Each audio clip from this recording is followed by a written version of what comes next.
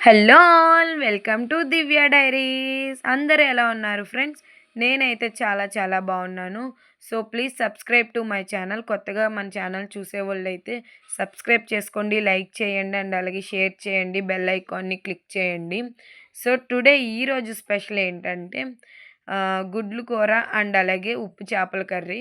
So bachelors కావచ్చు, రూమ్లో ఉన్న ఆడపిల్లలు కావచ్చు, ఎవరైనా చాలా ఈజీగా చేసుకునే రెసిపీలో చెప్పాను నేను. సో ముందుగా స్టవ్ ఆన్ చేసుకొని ఒక బాండీ పెట్టుకోండి. సో ఒక 2 టేబుల్ స్పూన్ ఆయిల్ వేసుకోండి. నెక్స్ట్ ఇంకా ఆనియన్ వేసుకోండి. ఆనియన్ అండ్ అలాగే చిల్లీ వేసుకొని లైట్ గోల్డిష్ రంగు వచ్చాక సో 1 టేబుల్ స్పూన్ అల్లం వెల్లుల్లి పేస్ట్ వేసుకోండి. అల్లం వెల్లుల్లి పేస్ట్ వేసుకున్న తర్వాత చిటికెడు పసుపు అండ్ అలాగే 1 టేబుల్ స్పూన్ సాల్ట్ అనేది వేసుకోండి. వేసుకున్నాక బాగా కలపండి. కలిపాక ఈలోగా ఇంకా టమాటాస్ ఎయ్యండి. టమోటా ఏసాక ప్లేట్ పెట్టి మగ్గిచ్చుకోండి కొద్దిసేపు.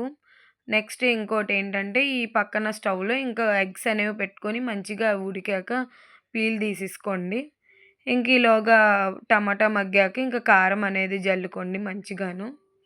కారం వేసుకున్న తర్వాత సో కర్రీ అనేది కొంచెం దగ్గరగా అయ్యాక దాంట్లో ఇంకా మనం పీల్ తీసుకొని పెట్టుకున్న ఎగ్స్ ఉంటాయి కదా ముందుగా, ఆ ఎగ్స్ అనేవి వాటిలో వేసేసుకోండి. వేసేసుకున్నాక 1 గ్లాస్ వాటర్ ఎయ్యండి. వాటర్ ఏసాక బాగా ఒకసారి మిక్స్ చేసి కలపండి. కలిపినాక ఇంకా మూత పెట్టుకొని ఒక 5 మినిట్స్ పాటు వదిలేయండి. మంచిగా మగ్గనివ్వండి. సో మగ్గిన తర్వాత ఇంకా కలిపిన కర్రీని బాగా కలిపి మంచిగాను సో కొంచెం లాస్ట్‌లో ఇంకా కొత్తిమీర ఏసుకోండి. కొత్తిమీర ఏసుకున్న తర్వాత ఇంకా మనం ఉప్పు చేపలనేవి కడుక్కొని మంచిగా ఆటిల్ని ఒక స్టవ్ పైన ఆయిల్ వేసి పెట్టుకొని అందులో పసుపు, కారం వేసుకొని బాగా వేయించుకోవాలి. వేయించుకున్న ఉప్పు చేపల్ని మంచిగా ఈ కర్రీలో వేసేసుకొని మూత పెట్టి స్టవ్ ఆఫ్ చేసేయండి. ఇంకా మన వేడి వేడి అన్నంలో మంచిగా ఈ కర్రీనేసుకొని తింటే ఉంటది ఫ్రెండ్స్. ఇంకా మామూలుగా ఉండదసలు. ఒక్కసారి ట్రై చేయండి ఈజీ రెసిపీని. Thank you all. బాయ్.